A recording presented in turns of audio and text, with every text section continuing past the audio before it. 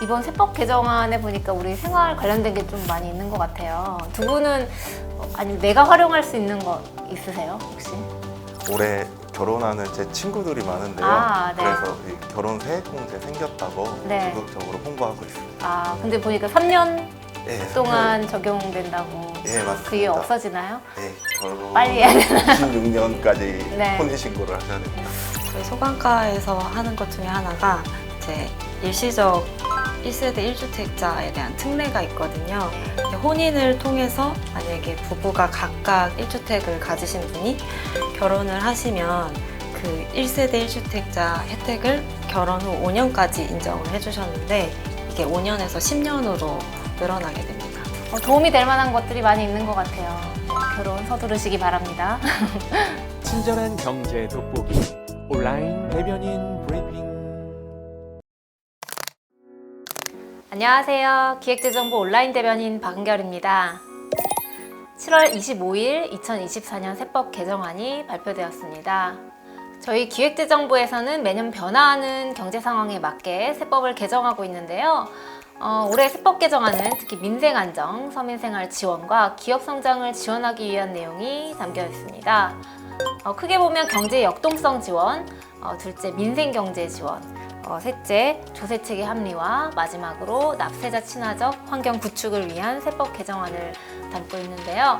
오늘 온대브리핑에서는 이 중에서도 우리 시청자 여러분의 생활과 밀접한 관련이 있는 내용을 중심으로 소개해드리기 위해서 재산세제과 담당자 그리고 소득세제과 담당자를 모시고 2024년 세법 개정안 자세한 내용을 알아보겠습니다.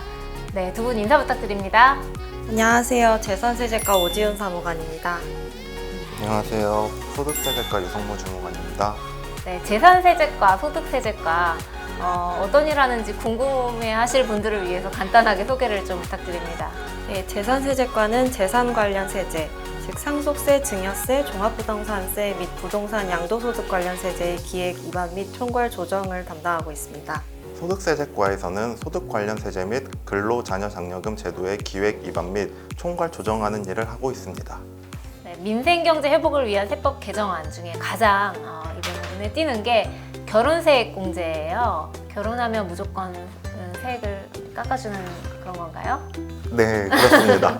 올해부터 26년까지 결혼을 하고 혼인신고를 하시면 혼인신고를 하신 해에 부부가 각각 50만 원씩, 부부 기준으로 하면 최대 100만 원까지 세액공제를 받는 결혼세액공제가 신설될 예정입니다. 아, 그럼 소득과 관계없이 세액을 공제해 주는 건가요? 네, 맞습니다.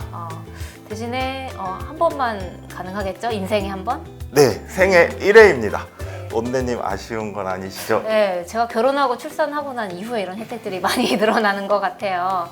특히 또 올해 결혼하고 또 출산에 따른 증여세 공제도 신설이 되었었잖아요. 그렇게 되면 이제 기본공제 합쳐가지고 각각 1억 5천, 부부 합산 최대 3억까지 공제를 받을 수 있는 게 신설됐었는데 이번에 또 결혼세 공제라는 게 또 신설이 되는 것 같습니다. 우리 여기 계신 분들 중에 받을 수 있는 분이 사모님 되시나요? 네. 네. 주모님은 저는 결혼을 이미 네. 했습니다. 저도 아쉽게도. 네. 근데 이제 결혼을 하게 되면 사실 준비하면서 부담이 되는 것들이 많이 있는데 가장 큰 게 뭐가 있을까요? 제 생각에는 아무래도 집을 마련하는 게 맞아요. 가장 큰 어려움인 것 같습니다. 결혼 전후로 가장 부담이 되는 내 집 마련과 관련한 세법도 개정안에 포함이 되어 있습니다. 최근 결혼에 따른 주택 청약 불이익을 해소하기 위해 청약 제도가 개편된 점을 감안하여 주택 청약 종합저축 납입액에 대한 소득 공제와 청년 우대형 주택 청약 종합저축 이자 소득에 대한 비과세 대상을 무주택 세대주에서 무주택 세대주 및 배우자로 확대하였습니다. 네, 기존에는 세대주만 이제 혜택을 받을 수 있었던 것 같은데 이번에 이제 배우자까지 대상이 확대되면 부부 중에 청약 소득공제 대상은 총 급여 7천만 원, 그리고 이자 소득 비과세 대상은 총 급여액이 3,600만 원 이하라는 요건에 맞으면 혜택을 받는 분들이 이제 많아지게 될 것 같습니다. 네, 또 자녀세액 공제 금액도 확대되는 것 같은데 이 부분은 저도 이제 해당이 있을 것 같아서 관심이 있습니다. 어떻게 더 해주시나요? 네, 자녀세액 공제의 대상은 기본공제 대상자인 8세 이상의 자녀나 손자녀로 동일한데 공제 금액이 첫째는 15만 원에서 25만 원, 둘째는 20만 원에서 30만 원, 셋째 이상은 인당 30만 원에서 40만 원으로 10만 원씩 더 늘어납니다. 그리고 올 초 화제가 되었던 기업 출산 지원금, 이게 원래는 월 20만 원까지 비과세 한도가 있었는데요. 이번 개정안에서 비과세 한도를 폐지해 전액 비과세 됩니다. 그러니 둘째 생각 있으신 분들은 올해는 도전! 아, 네. 근데 우리 공무원들은 출산 지원금이 없는 것 같습니다만 그래도 주무관님 첫째 도전하시나요? 네, 저는 일단 몸 만들기부터 하려고 하는데요. 이번 세법 개정안에 수영장과 체력 단련장, 시설 이용료도 신용카드 소득공제를 받을 수 있게 됩니다. 네, 원래 신용카드 추가 공제 중에 책이나 공연, 박물관 관람료 등에 대해서 30% 공제해 주던 혜택에 이제 수영장, 체력 단련장, 시설 이용료도 추가가 된다는 거죠? 네, 그렇습니다. 평소 비용 부담 때문에 운동을 망설이셨던 분들도 이번 기회로 운동을 시작하실 수 있겠네요. 이번 세법 개정안은 그동안 변화된 경제 여건을 반영할 수 있도록 낡은 세제를 정비하고 경제 효율성을 높이는 조세체계 합리화에 공을 많이 들였다고 들었습니다. 그래서 사실 이번에 가장 또 핫한 내용 중에 하나가 25년 만에 상속 증여세율을 조정하는 방안을 만들었죠. 네. 우리나라의 상속 증여세율은 OECD 국가 중 일본에 이어 두 번째로 높은 수준인데요.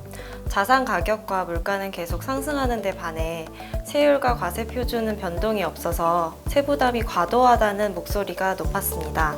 그래서 변화된 경제 여건을 반영하고 세부담을 적정화하기 위해 약 25년간 유지해온 상속 증여세율과 과세 표준이 개편됩니다.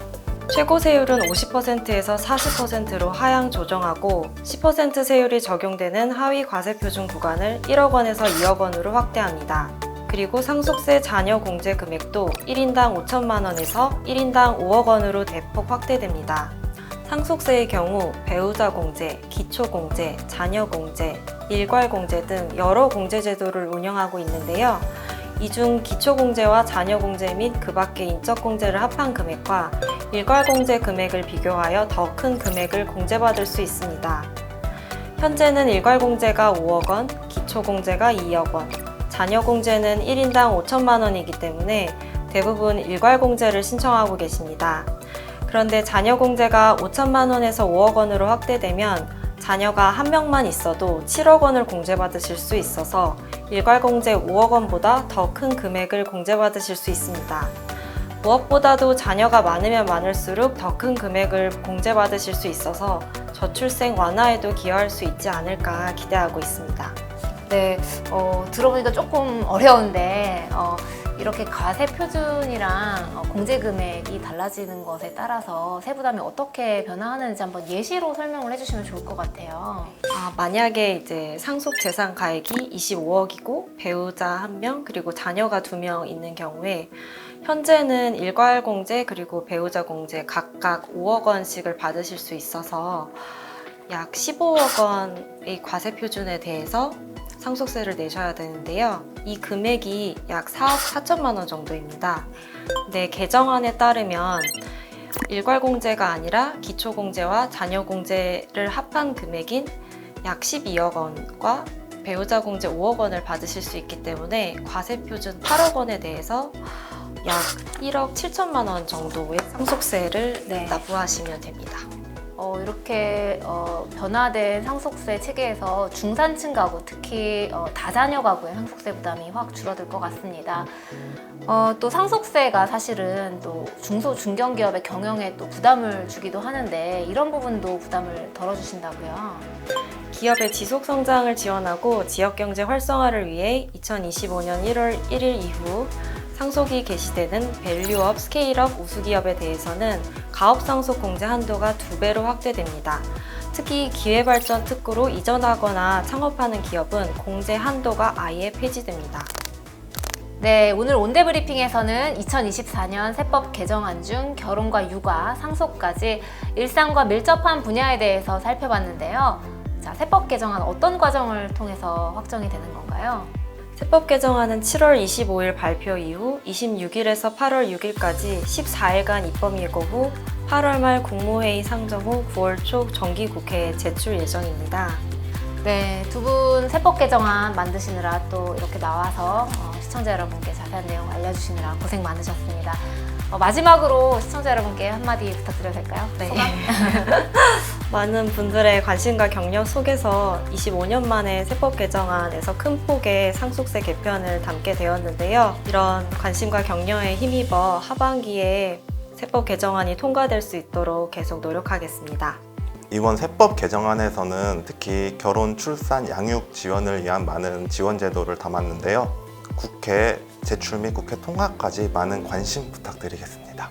이번 주 온데브리핑은 여기까지입니다. 다음에도 시청자 여러분께서 힘이 나는 경제 소식을 들고 찾아뵙도록 하겠습니다.